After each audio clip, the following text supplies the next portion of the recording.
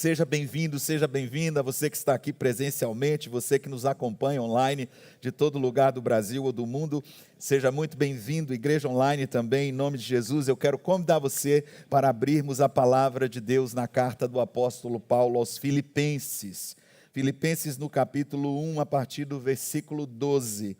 Eu convido você neste momento a abrir a sua Bíblia, se você a tem em mãos, ou abrir o aplicativo da Bíblia Sagrada no seu smartphone, no seu tablet. Se você preferir ainda, pode acompanhar a leitura em um dos nossos telões. Filipenses capítulo 1, a partir do versículo 12 até ao 26. Quero que saibam, irmãos, que aquilo que me aconteceu tem antes servido para o progresso do Evangelho. Como resultado, tornou-se evidente a toda a guarda do palácio e a todos os demais que estou na prisão por causa de Cristo. E a maioria dos irmãos, motivados no Senhor pela minha prisão, estão anunciando a palavra com maior determinação e destemor. É verdade que alguns pregam a Cristo por inveja e rivalidade, mas outros o fazem de boa vontade. Estes o fazem por amor, sabendo que aqui me encontro para a defesa do Evangelho. Aqueles que pregam a Cristo por ambição egoísta, sem sinceridade, pensando que me podem causar sofrimento enquanto estou preso, mas que importa?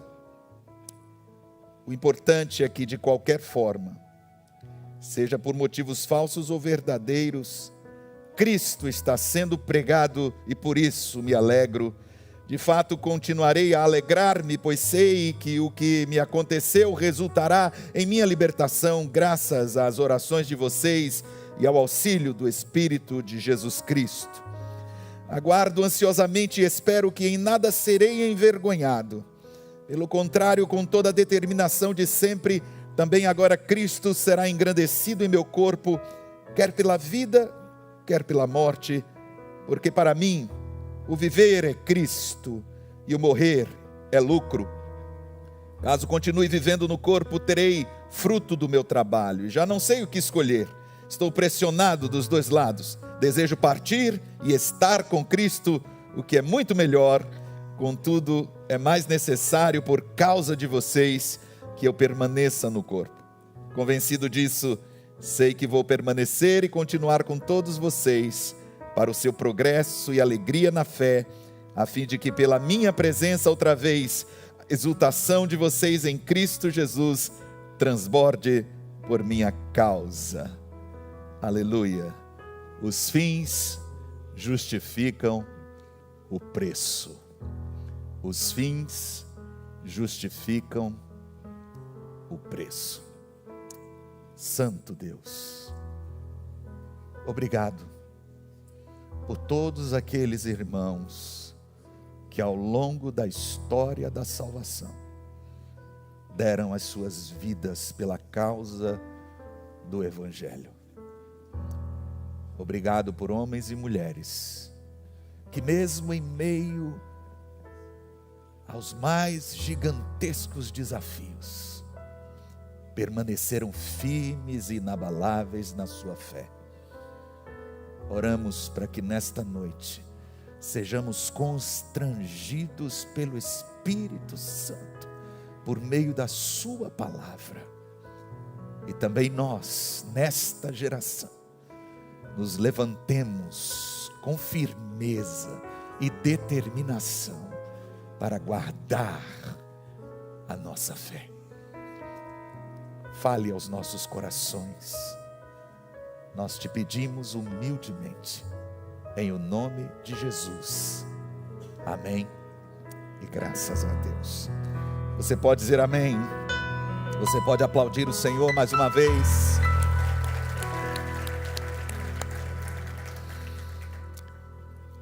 Esta é a primeira prisão de Paulo em Roma.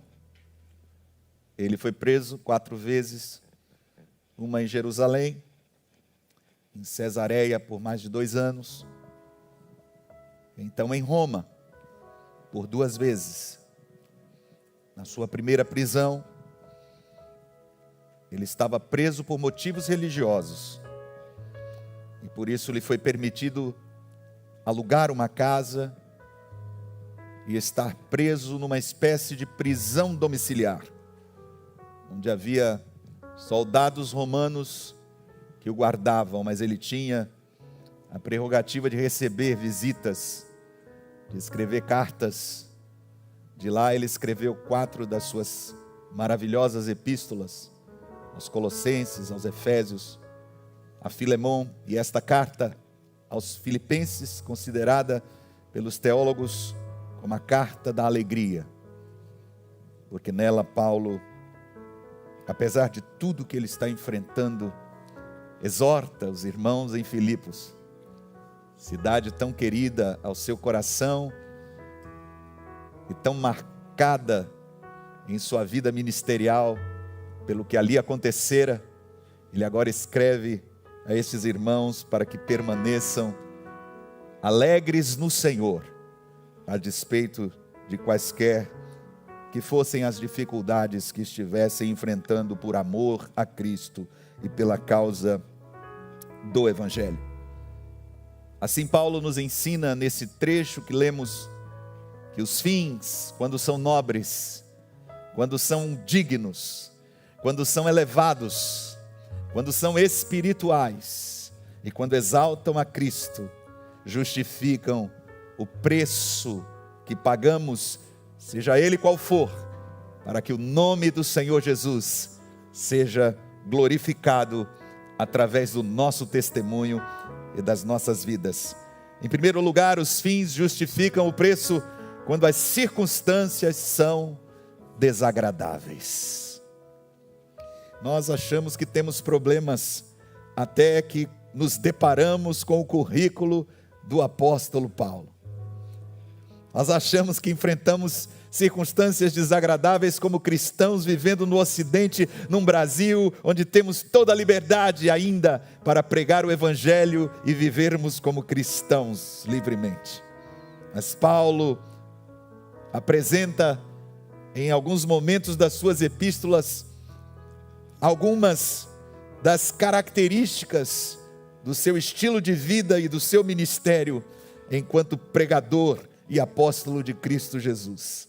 Na 2 aos Coríntios, no capítulo 6, a partir do versículo 4, ele diz: pelo contrário, como servos de Deus, recomendamo-nos de todas as formas, em muita perseverança, em sofrimentos, privações e tristezas, em açoites, prisões e tumultos, em trabalhos árduos, noites sem dormir e jejuns, em pureza, conhecimento, paciência e bondade, no Espírito Santo e no amor sincero, na palavra da verdade e no poder de Deus, com as armas da justiça, quer de ataque, quer de defesa, por honra e por desonra, por difamação e por boa fama, tidos por enganadores, sendo verdadeiros, como desconhecidos, apesar de bem conhecidos, como morrendo, mas eis que vivemos, espancados, mas não mortos, entristecidos, mas sempre alegres, pobres, mas enriquecendo a muitos, nada tendo, mas possuindo tudo.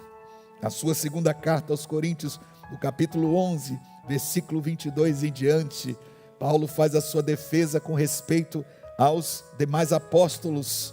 São eles hebreus? Eu também. São israelitas? Eu também. São descendentes de Abraão? Eu também. São eles servos de Cristo? Estou fora de mim para falar desta forma. Eu ainda mais. Trabalhei muito mais. Fui encarcerado mais vezes. Fui açoitado severamente e exposto à morte repetidas vezes. 5 vezes recebi dos judeus 39 açoites. 3 vezes fui golpeado com varas. 1 vez apedrejado. 3 vezes sofri naufrágio. Passei uma noite e um dia exposto à fúria do mar. Estive continuamente viajando de uma parte a outra. Enfrentei perigos nos rios, perigos de assaltantes, perigos dos meus compatriotas, perigos dos gentios, perigos na cidade, perigos no deserto, perigos no mar e perigos dos falsos irmãos. Trabalhei arduamente, muitas vezes fiquei sem dormir, passei fome e sede, muitas vezes fiquei em jejum, suportei frio e nudez. Além disso, enfrento diariamente uma pressão interior, a saber, a minha preocupação com todas as igrejas. Quem está fraco que eu não me sinta fraco? Quem não se escandaliza que eu não me queime por dentro? Se devo me orgulhar, que seja nas coisas que mostram a minha fraqueza. O Deus e Pai do nosso Senhor Jesus, que é bendito para sempre, sabe que não estou mentindo. Em Damasco, o governador nomeado pelo rei Aretas mandou que se vigiasse a cidade para me prender, mas de uma janela da muralha fui baixado numa cesta e escapei das mãos dele. Nós achamos que enfrentamos circunstâncias desagradáveis na nossa vida, e não há nenhum de nós aqui neste auditório que possa se privar desta que é a característica inerente a todos os seres humanos: a fatalidade, a tragédia, a adversidade, a tribulação. Mas em todas estas realidades, por mais difíceis que possam parecer a princípio, nós estamos sendo testados e provados com respeito à nossa fé, e o nosso Pai Celestial pode transformar todas estas experiências em uma grande oportunidade de crescimento espiritual. Paulo, no versículo 12 do texto que lemos na abertura desta mensagem, disse: quero, irmãos, que saibam que aquilo que me aconteceu tem antes servido para o progresso do Evangelho, para o avanço do Evangelho. Esta palavra que Paulo está usando aqui se refere aos batedores que iam à frente do exército, à frente, adiante da infantaria, numa invasão. Quando eles iam abrindo o terreno, abrindo o caminho, com facões e com foices, eles iam cortando e abrindo o caminho para que o exército passasse. Paulo está usando essa expressão que se refere a este avanço. Todas estas coisas, meus irmãos, que estão acontecendo comigo, resultaram na abertura de caminho para que o evangelho pudesse ser pregado com mais eficácia. Paulo está olhando para as circunstâncias desagradáveis da sua prisão, e ele não está se lamentando, ele não está murmurando, ele não está apenas resignado numa posição de vítima. Ele está dizendo: tudo isso que está acontecendo tem como resultado algo positivo, e ele vai apresentar duas grandes bênçãos como resultado da sua prisão. No versículo 13 ele diz: tornou-se evidente a toda a guarda do palácio e a todos os demais que estou na prisão por causa de Cristo. E aqui nós temos uma situação interessante, posto que o apóstolo tinha que ser vigiado por 24 horas, então ele tinha soldados romanos se revezando em turnos de 6 horas para guardarem o apóstolo. Paulo aproveita esta oportunidade maravilhosa para falar aos soldados romanos a respeito de Jesus, para pregar o evangelho de Jesus Cristo àqueles homens que faziam parte da guarda de Roma. E o resultado disso, no final desta carta, no capítulo último, no versículo 22, Paulo escreve: todos os santos vos enviam saudações, especialmente aqueles que pertencem à casa de César. Até pessoas dentro do palácio do imperador haviam ouvido falar do evangelho de Jesus Cristo, porque Paulo estava naquela prisão, e ele via aquilo tudo como uma oportunidade de proclamar o nome santo de Jesus. Há um segundo resultado mencionado também aqui no versículo 14. Ele diz: ainda mais, a maioria dos irmãos, motivados no Senhor pela minha prisão, estão anunciando a palavra com maior determinação e destemor. Paulo está dizendo: por causa das minhas dificuldades, das coisas difíceis que estão acontecendo comigo, mas também por causa do meu posicionamento em Cristo, os irmãos estão sendo encorajados por aquilo que Deus tem feito em meu favor, porque o Senhor tem me preservado através de milagres sobrenaturais. O Senhor tem me dado força além da minha própria capacidade, e agora os irmãos, enfrentando circunstâncias semelhantes ou problemas pessoais e familiares, por causa do que estão vendo na minha vida e do meu testemunho, estão convencidos de que Deus também cuidará deles, e estão agora mais ousados e inflamados no Espírito Santo para continuarem proclamando o Evangelho. Deus pode pegar as coisas mais difíceis da minha e da sua vida, Ele pode pegar as situações mais desagradáveis que acontecem conosco e transformá-las em bênçãos. Se você crê nisso, dê um glória a Deus e aplauda ao Senhor nessa noite, porque Ele faz com que todas as coisas cooperem para o bem daqueles que o amam. Então, ao que você está acorrentado esta noite? Talvez você esteja preso em um corpo enfermo. Talvez você esteja acorrentado a um casamento fracassado. Talvez você esteja acorrentado a um emprego que você não gosta, um trabalho que não traz alegria ao seu coração. Talvez você esteja acorrentado à solidão, acorrentado à depressão, acorrentado à rejeição. Eu não sei como você entrou aqui, mas Deus pode transformar até mesmo as nossas cadeias em motivo de glória para o seu nome, se nós confiarmos que os fins justificam o preço. Vale a pena confiar no Senhor, porque o que quer que você esteja enfrentando, por mais desagradável, não é maior do que o seu Deus. O nosso Deus tem a resposta, o nosso Deus tem a solução, o nosso Deus tem a libertação que você precisa, o nosso Deus tem a intervenção sobrenatural que eu e você precisamos em qualquer área da nossa vida. Portanto, é possível que em meio a circunstâncias desagradáveis, nós estejamos glorificando o nome do Senhor, e através destas circunstâncias, o testemunho de Cristo na nossa vida seja exaltado. Em segundo lugar, os fins justificam o preço quando algumas pessoas são detestáveis. Todos nós, muitas vezes, nos deparamos com pessoas cujo coração se move com interesses escusos, cujos comportamentos, palavras, atitudes, às vezes, são recheadas de malignidade. Pessoas que nos ferem, pessoas que nos machucam, pessoas que nos decepcionam. Paulo também encontrou em sua jornada algumas pessoas assim. E no versículo 15 ele menciona, é verdade, que alguns pregam a Cristo por inveja e rivalidade, mas outros o fazem de boa vontade. Aqueles que pregam a Cristo por ambição egoísta, sem sinceridade, pensando que podem me causar algum sofrimento enquanto estou preso. O que Paulo está dizendo exatamente é: há pessoas que têm inveja de mim. Há pessoas que têm inveja do meu ministério, do que Deus está fazendo através da minha vida, e que se consideram minhas rivais, e que se tornaram meus concorrentes na pregação do Evangelho. O que acontece quando pessoas ficam com inveja de outras? Geralmente elas querem derrubá-las. E era isso que estava acontecendo no ministério de Paulo.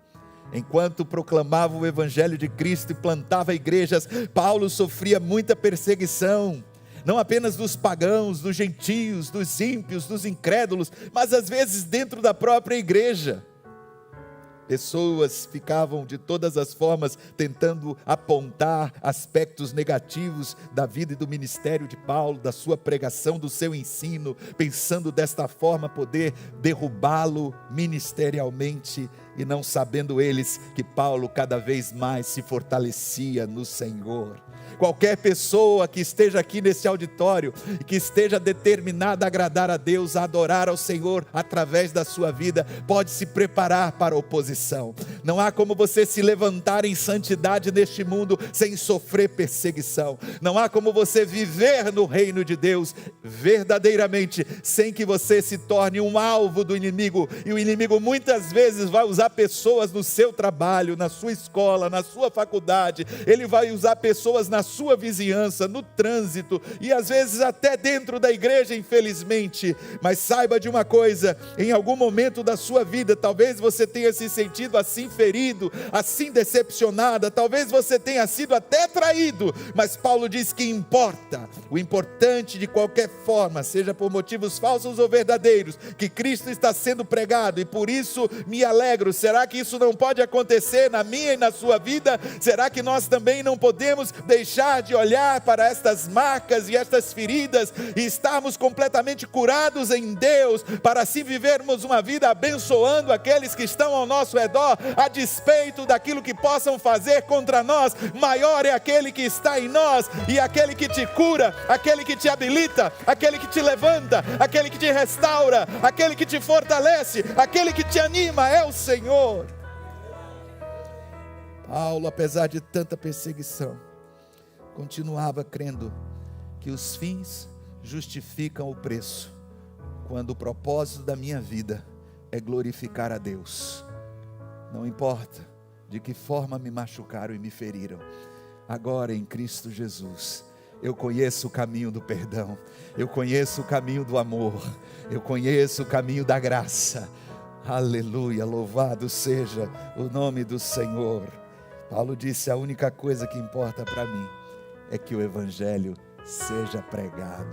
Será que você consegue ver alguma coisa de bom em tudo que tem acontecido na sua vida? Até mesmo quando pessoas se levantaram e fizeram o mal contra você. Será que você pode ver que essa também é uma oportunidade que Deus está lhe dando de crescer? A nossa fé, a nossa paciência nunca são provadas tão fortemente quando nós nos deparamos com pessoas críticas, com pessoas maldosas, com pessoas que nos perseguem, com pessoas que nos humilham. É muito fácil ser crente em meio aos irmãos, aos amigos, aqueles que nos abraçam, aqueles que nos beijam, aqueles que nos dizem que nos amam. É muito fácil ser cristão com aqueles que dão tapinhas nas nossas costas, que nos elogiam, que falam bem de nós. Mas como é difícil estarmos vivendo em Deus e andando no Espírito, quando estamos cercados de pessoas que se opõem à nossa fé, e que nos perseguem, e que nos machucam, que nos ferem, e que nos pisam. Como é difícil nesta hora nos lembrarmos de tudo aquilo que Cristo sofreu por nós, e vivermos da mesma forma como o apóstolo Paulo. O importante é que Cristo seja glorificado através da minha vida. Se eu tiver que sofrer por um pouco, que seja para a glória do nome do Senhor. Se eu tiver que padecer, que seja para que o nome dele seja engrandecido. Portanto, a minha resposta àquilo que me fazem de mal nunca será a vingança. Pelo contrário, saberei glorificar o nome do Senhor, porque até mesmo nesta perseguição, Deus está provando a minha fé, que se fortalece a cada dia. Não sei se você entrou aqui essa noite com o coração machucado. Não sei se você está aí amargando talvez um processo doloroso em sua vida familiar, em sua vida conjugal, em seu trabalho, alguma perseguição, alguma afronta, alguma humilhação. Mas eu quero lhe dizer nesta noite que se os seus olhos estão em Jesus, e se você realmente quer glorificar a Deus com a sua vida, os fins justificam o preço. Em terceiro lugar, os fins justificam o preço quando o futuro é imprevisível. Paulo agora fala sobre o seu futuro incerto. De fato, continuarei a alegrar-me, pois sei que o que me aconteceu resultará em minha libertação, graças às orações de vocês e ao auxílio do Espírito Santo. Ele está enfrentando o julgamento em Roma. Se ele for considerado inocente, estará livre para continuar pregando o Evangelho mais um pouco. Se ele for considerado culpado, será executado. Ele sabia que viveria ou morreria, dependendo dos resultados deste julgamento. Por isso, versículo 20, ele diz: aguardo ansiosamente, e espero que em nada serei envergonhado. Pelo contrário, com toda a determinação de sempre, também agora Cristo será engrandecido em meu corpo, quer pela vida, quer pela morte. E a preocupação de Paulo aqui é exatamente essa. Eu não sei o que vai acontecer, mas a minha oração é para que quando eu estiver diante de um juiz pagão, diante de um tribunal pagão, não faça ou diga nada que envergonhe a Cristo Jesus, meu Senhor. Que eu tenha coragem e ousadia para me levantar no meio deles, e pelo que eu diga e faça, Jesus seja exaltado, Jesus seja engrandecido. Se eu morro ou se vivo, não importa. Tudo o que quero fazer é exaltar Jesus Cristo com a minha vida, seja na vida ou seja na morte, porque versículo 21, para mim o viver é Cristo e o morrer é lucro. Aleluia, glória a Deus. E se fosse você, qual seria a sua declaração de fé? Qual seria a sua declaração de vida? Para mim o viver é dinheiro e o morrer é deixá-lo para trás. Para mim o viver é família e morrer é deixá-los em paz. Para mim o viver é só prazer e morrer é perder toda a diversão. Para mim o viver é fama e morrer é ser rapidamente esquecido. Para mim o viver é poder e influência e morrer é tornar-me insignificante. Muitas pessoas vivem por um código de ética, um código de vida completamente diferente deste que nos apresenta o apóstolo do Evangelho de Cristo. Para mim, o viver é Cristo e o morrer é lucro. Caso continue vivendo no corpo, terei fruto do meu trabalho. E já não sei o que escolher, estou pressionado dos dois lados. Desejo partir e estar com Cristo. Ah, quanta segurança de salvação, quanta certeza inabalável de que morrer nesta vida significa abrir os olhos na eternidade na presença do Cristo ressuscitado. Partir e estar com Cristo, o que é muito melhor. Contudo, é mais necessário por causa de vocês que eu permaneça no corpo. Convencido disso, sei que vou permanecer e continuar com todos vocês para seu progresso e alegria na fé, a fim de que pela minha presença outra vez a exultação de vocês em Cristo transborde por minha causa. E esse é o problema, não é, irmãos? Estamos tão apegados às pessoas, estamos tão apegados às coisas desta vida, estamos tão apegados às circunstâncias que nos cercam e nos envolvem, que simplesmente não conseguimos tirar os olhos do presente e contemplar o futuro de glória que Deus tem para nós. Pode parecer incerto neste momento o que você está vivendo, o seu destino, o que acontecerá no dia de amanhã, mas um dia, diz a palavra, tão certo como vive o Senhor, veremos Cristo face a face e estaremos com Ele por toda a eternidade. Cristo em nós é a esperança da glória, e essa deve ser a paixão acesa em seu coração. Paulo finalmente foi capturado durante a perseguição de Nero e lançado na prisão pela segunda vez, agora por motivos políticos. A perseguição generalizada contra os cristãos agora se enfurecia com maior severidade. Não se tratava mais sobre certas questões da lei. Ele não estava mais sob os cuidados suaves e humanos de uma prisão domiciliar. Ele agora era tratado como um malfeitor. 2 Timóteo 2,9, por isso sofro trabalhos e até prisões como um malfeitor. Durante a primeira e extensa prisão de Paulo, ele estava cercado por muitos de seus amigos, valorosos companheiros, a quem ele chama de cooperadores e prisioneiros comigo.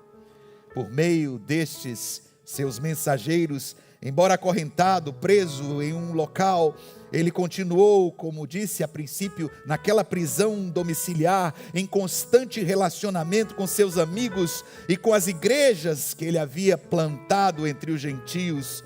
Mas em seu segundo aprisionamento agora, Paulo está em um perfeito contraste com tudo aquilo. Ele está agora longe dos seus companheiros. Erasto ficou em Corinto, Trófimo foi deixado doente em Mileto, Tito tinha ido a Dalmácia, Crescente a Galácia, Tíquico tinha sido enviado a Éfeso e Demas o tinha abandonado, amando o presente século. 2 Timóteo 4,10. Só Lucas está comigo. Versículo 11. O Senhor cuidava do seu solitário e abandonado servo. Um feixe luminoso a partir da fonte de amor brilha em meio à escuridão e melancolia da sua segunda prisão. Havia alguém fiel em meio à deserção geral, alguém que não se envergonhava das cadeias do apóstolo. Quão particularmente doce e refrescante para o coração do apóstolo deve ter sido o ministério de Onesíforo naquele tempo.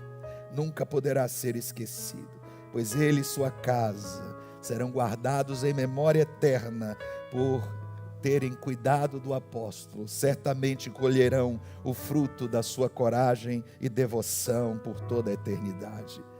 No que diz respeito às circunstâncias do seu julgamento, Paulo, muito provavelmente na primavera de 66 ou 67 depois de Cristo, esteve diante do próprio Nero. Nero tomou lugar no tribunal, cercado por seus jurados e a guarda imperial. E Paulo foi levado à corte. Naquele momento, o lugar espaçoso se encheu de uma multidão promíscua de judeus e gentios. O apóstolo estava mais uma vez diante do mundo como espetáculo. Ele tinha novamente a oportunidade de proclamar a todas as nações aquilo pelo qual tinha sido feito prisioneiro, e todos os gentios a ouvissem. 2 Timóteo 4,17. Imperador, senadores, príncipes e nobres, todos os grandes da terra agora deveriam ouvir o evangelho da graça de Deus, ainda que pela última vez. Tudo que o inimigo tinha feito se torna agora um testemunho de Jesus na vida do santo apóstolo. Aqueles que antes eram inacessíveis ouvem o evangelho pregado com poder do alto. Nunca antes houve tal oportunidade de testemunho da fé perante o próprio imperador de Roma. A sabedoria de Deus em tornar todos os esforços do inimigo em testemunho é a mais profunda expressão do seu amor e da sua graça através do evangelho que brilha inefável igualmente para todas as classes sociais. Os pobres precisam do evangelho, os ricos igualmente precisam dele. O apóstolo comanda naquele momento o que está acontecendo em seu coração não pode ser descrito por palavras. Ele ainda está quebrantado pela infidelidade da igreja, mas permanece forte no Senhor e na força do seu poder. Ele escreve desta segunda prisão cartas muito especiais, conhecidas como epístolas pastorais, aos seus filhos na fé, que iriam dar continuidade ao seu ministério. Ele tinha uma única oportunidade de falar de Jesus, da sua morte e ressurreição, de modo que aqueles pagãos ouvissem o evangelho. Sua idade, suas fraquezas, sua forma venerável, seu braço agrilhoado, tudo isso tendia a aprofundar a impressão da sua eloquência viril e direta. Ele escreve assim a Timóteo, imediatamente após esse evento: ninguém me assistiu na minha primeira defesa, antes todos me abandonaram. Que isto não lhe seja imputado, mas o Senhor assistiu-me e fortaleceu-me, para que por mim fosse cumprida a pregação e todos os gentios a ouvissem, e fiquei livre da boca do leão. 2 Timóteo 4, 16 e 17. Embora não tenhamos registro desta pregação, e nem mesmo do segundo estágio do seu julgamento, nós sabemos que por pouco tempo o apóstolo permaneceu em vida, pois esse segundo julgamento terminou com a sua condenação e morte. Mas a segunda carta de Paulo a Timóteo é o divino registro do que estava se passando em sua mente, em seu coração, naquele solene momento. Sua profunda preocupação pela verdade do Evangelho e pela igreja de Deus, seu comovente carinho para com os santos, especialmente para com seu amado filho na fé, Timóteo, sua triunfante esperança em face do imediato prospecto do martírio, tudo isso só pode ser dito em suas próprias palavras, 2 Timóteo 4, de 6 a 8. Porque eu já estou sendo oferecido por aspersão de sacrifício, e o tempo da minha partida está próximo. Combati o bom combate, acabei a carreira, guardei a fé. Desde agora, a coroa da justiça me está guardada, a qual o Senhor, justo juiz, me dará naquele dia, e não somente a mim, mas também a todos os que amarem a sua vinda. O tribunal de Nero aqui desaparece da sua vista. A morte, em sua forma mais violenta, não exerce nele nenhum terror. Cristo em glória é o objetivo dos seus olhos e do seu coração, a fonte da sua alegria e da sua força. Sua obra foi concluída e as fadigas do seu amor se cumpriram. Embora prisioneiro e pobre, velho e rejeitado, era rico em Deus e possuía Cristo e nele todas as coisas. O Jesus que ele tinha visto em glória no início da sua jornada e que o tinha feito passar por todas aquelas provas e trabalhos pela causa do Evangelho, era agora a sua posse e coroa. O injusto tribunal de Nero e a espada manchada de sangue do carrasco eram para Paulo apenas mensageiros da paz, que tinham vindo fechar seu longo e cansativo caminho e introduzi-lo para sempre na presença de Jesus, na glória celestial. A hora tinha chegado em que Jesus, que o amava, o levaria para si mesmo. Ele tinha combatido o bom combate do Evangelho até o fim.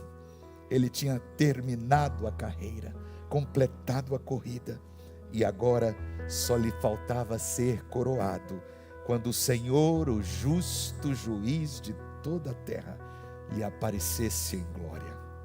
Há um local na Via Ostia, em Roma, mais ou menos 3.000 metros para além dos muros da cidade, onde supõe-se que o seu martírio aconteceu. Ali, o último ato de crueldade humana foi executado, e o grande apóstolo de Cristo, finalmente, conforme as suas palavras em 2 Coríntios 5:8, estava fora do corpo, habitando com o Senhor.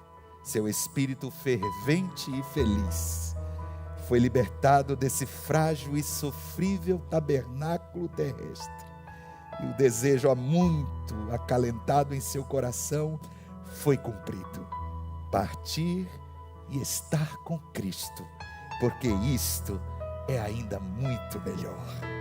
Mas em todas estas coisas somos mais do que vencedores por aquele que nos amou, porque estou certo de que nem a morte, nem a vida, nem os anjos, nem os principados, nem as potestades, nem o presente, nem o porvir, nem a altura, nem a profundidade, nem alguma outra criatura nos poderá separar do amor de Deus que está em Cristo Jesus, nosso Senhor. Aleluia.